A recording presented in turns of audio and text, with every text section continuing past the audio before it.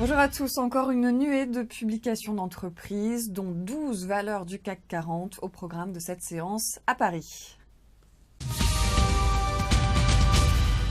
Et on suivra BNP Paribas qui a fait état de résultats trimestriels grevés par une lourde perte liée au règlement de son contentieux aux États-Unis, mais soutenue par la reprise de ses activités de banque de financement et d'investissement.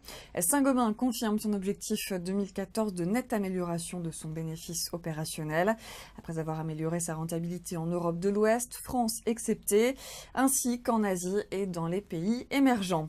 Des résultats en hausse au deuxième trimestre pour Vallourec, même si le groupe confirme que la baisse de la demande de certains de ses grands clients pèsera sur ses performances du second semestre.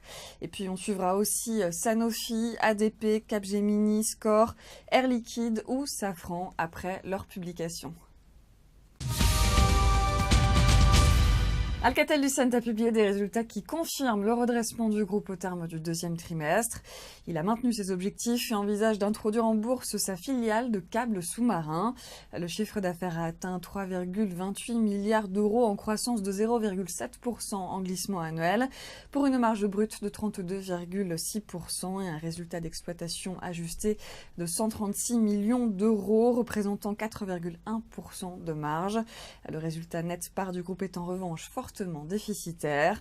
Les chiffres du deuxième trimestre démontrent que le redressement d'Alcatel est sur la bonne voie. C'est ce qu'a déclaré Michel Combe, le directeur général du groupe, lors d'une conférence téléphonique. Fin de ce flash, je vous retrouve tout à l'heure à midi.